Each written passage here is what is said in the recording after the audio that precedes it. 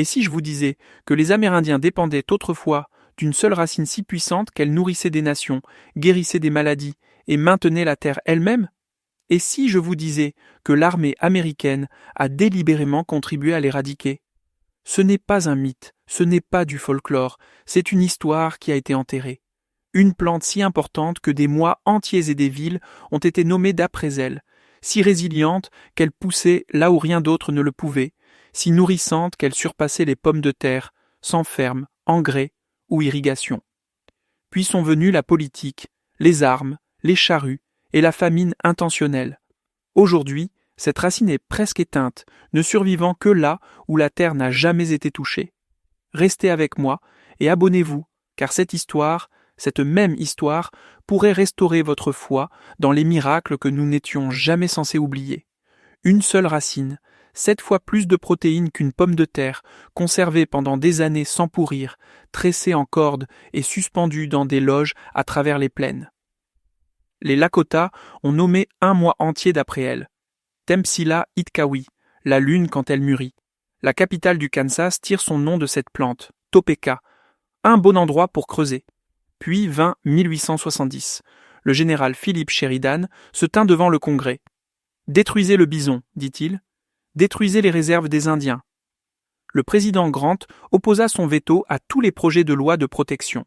60 millions de bisons sont tombés entre 1870 et 1890. La prairie passa sous la charrue. 99,9%. Disparut.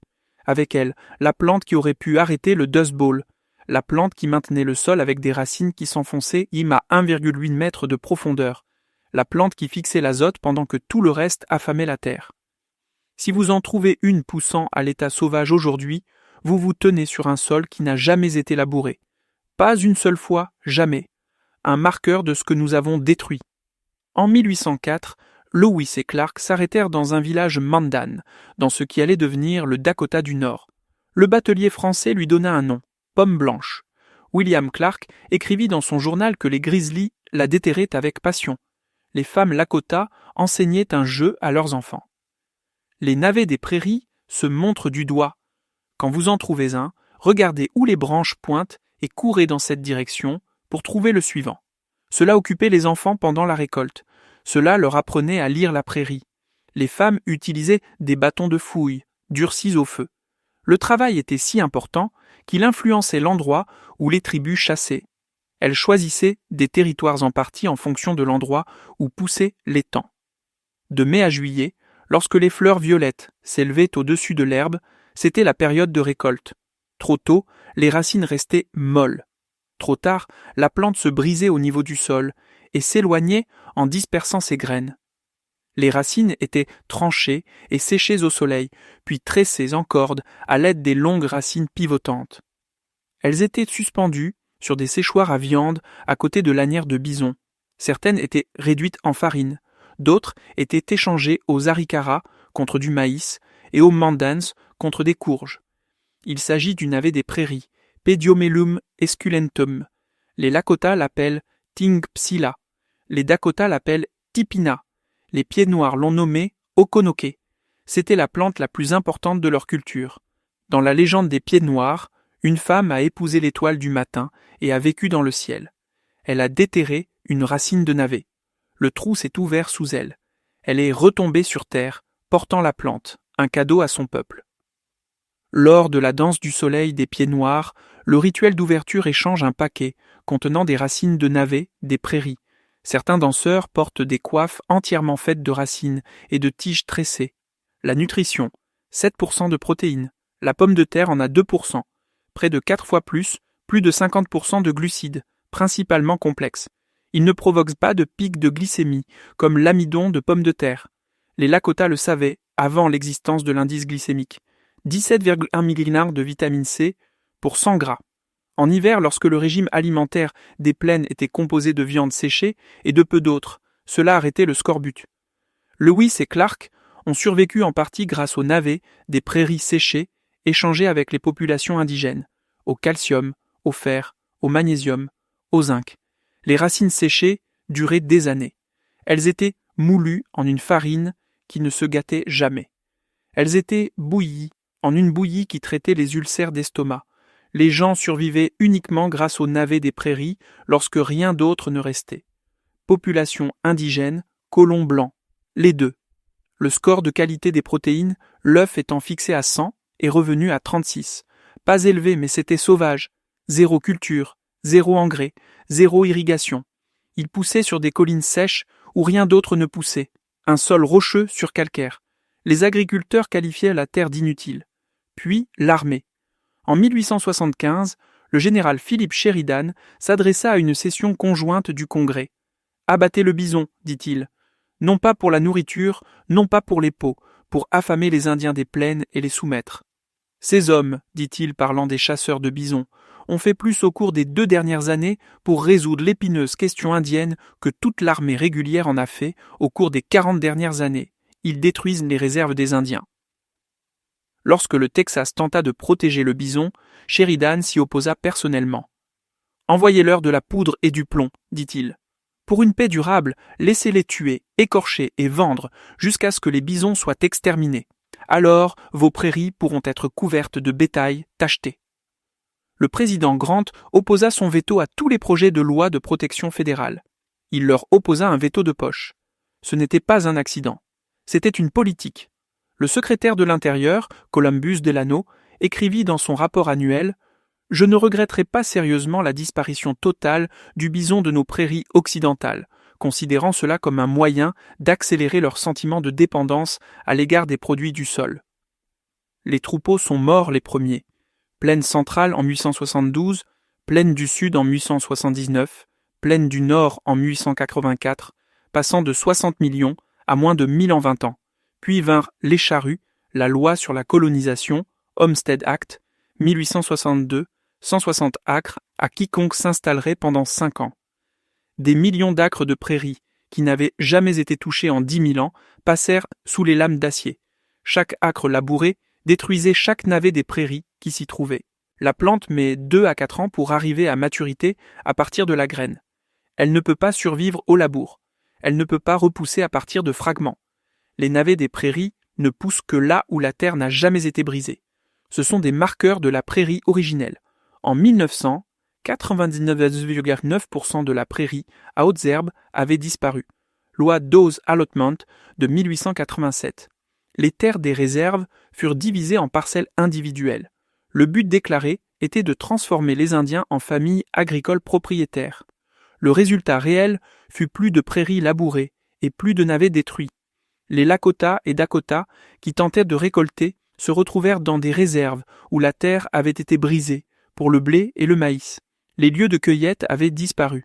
À la fin des années 1800, le navet des prairies fut remplacé par des rations gouvernementales, farine blanche, sucre blanc, fromage transformé, les aliments qui ont créé le pain frit.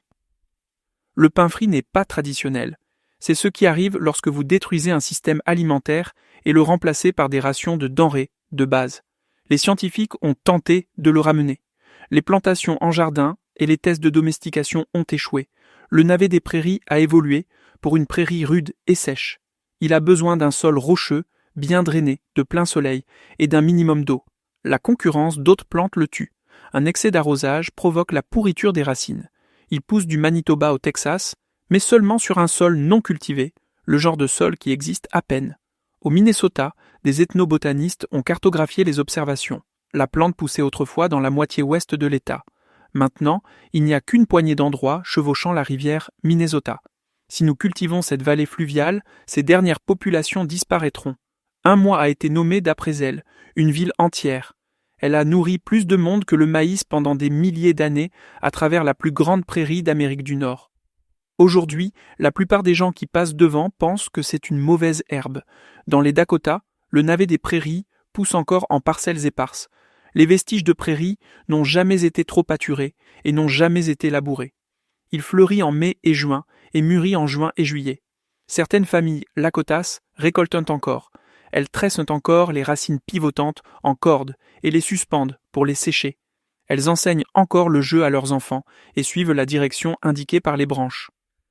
Linda Black Elk, ethnobotaniste, Lakota, emmène des gens dans des lieux secrets. Ils creusent avec soin et laissent la tête de graine s'envoler et se replanter. Une récolte durable est possible, mais seulement sur les minuscules fragments qui restent. L'initiative de souveraineté alimentaire, Skangju, sur la réserve de Rosebud, travaille à restaurer les aliments traditionnels. Kinan Wedel, aide jardinier là-bas, a déclaré aux chercheurs que le timpsila est un aliment traditionnel, une grande partie de l'alimentation de mes ancêtres. Avant les grandes fermes, cette plante seule pouvait nourrir beaucoup de monde. Quelques pépinières de plantes indigènes vendent maintenant des graines. Prairie Moon Nursery, Windflower Natives, Morning Sky Greenery. Elles expédient aux jardiniers qui tentent de restaurer de petites parcelles de prairies. Mais on ne peut pas simplement disperser des graines et s'attendre à ce qu'elles poussent. Les graines ont besoin de scarification, de congélation nocturne et d'eau bouillante versée dessus. Elles doivent être plantées dans un sol pauvre et rocheux avec un drainage parfait. Même alors, il faut 3 à 4 ans avant d'obtenir une racine comestible. Et il ne prospère que là où il a toujours prospéré. Les collines sèches, les sols minces sur substrat calcaire, des endroits où l'agriculture moderne ne voit aucune valeur. Si vous en trouvez un poussant à l'état sauvage, vraiment sauvage, non cultivé, vous vous tenez sur un vestige de prairie qui n'a jamais été labouré. Un sol qui survit d'avant l'arrivée des charrues, avant que 60 millions de bisons ne meurent en 20 ans, avant que 99,9% de la prairie ne disparaisse. C'est à quel point il est devenu rare. Une plante qui pousse sur des terres trop pauvres pour le blé. Elle n'a pas besoin d'engrais car elle fixe son propre azote. Elle n'a pas besoin d'irrigation car elle a évolué pour la sécheresse. Elle se conserve des années sans se gâter. Elle a plus de protéines que la pomme de terre. Elle a suffisamment de vitamine C pour prévenir le scorbut. Le gouvernement l'a détruite pour forcer les Indiens des plaines à se rendre dans les réserves. Les colons ont labouré la prairie pour cultiver du blé. Puis vint le Dust Bowl. De 1930 à 1936, la terre arable s'est envolée en blizzard noir. La prairie qui avait retenu le sol pendant 10 000 ans avait disparu. Les systèmes racinaires profonds qui empêchaient l'érosion avaient disparu. Les herbes indigènes qui formaient les plaines avaient disparu. Les racines pivotantes du navet des prairies s'enfoncent de 4 à 10 cm. Elles retiennent le sol et fixent l'azote. Elles prospèrent sur des terres que le bétail et le blé détruisent. La recherche montre que l'absence d'herbes indigènes a été le principal facteur contribuant au Dust Bowl. Les plaines ont perdu près d'un tiers de leurs meilleures terres arables après le massacre des bisons et la destruction de la prairie. La plante qui aurait pu l'empêcher avait été systématiquement éliminée 40 ans plus tôt. Pas un accident. Les bisons ont été tués pour affamer les peuples autochtones. Sheridan l'a dit. Grant a opposé son veto au projet de loi de protection. La prairie a été labourée pour créer des fermes. La loi sur la colonisation, Homestead Act, l'a encouragée. La loi Dawes l'a imposée. Chaque navet des prairies, une plante qui avait nourri des gens pendant des milliers d'années sur des terres trop pauvres pour d'autres cultures, a été détruit dans le processus. La grande agriculture vend l'histoire selon laquelle l'agriculture industrielle nourrit le monde, que nous avons besoin de pesticides, d'engrais, d'irrigation et de machines massives pour survivre. Pendant des millénaires, les Indiens des plaines se sont nourris de plantes comme le navet des prairies.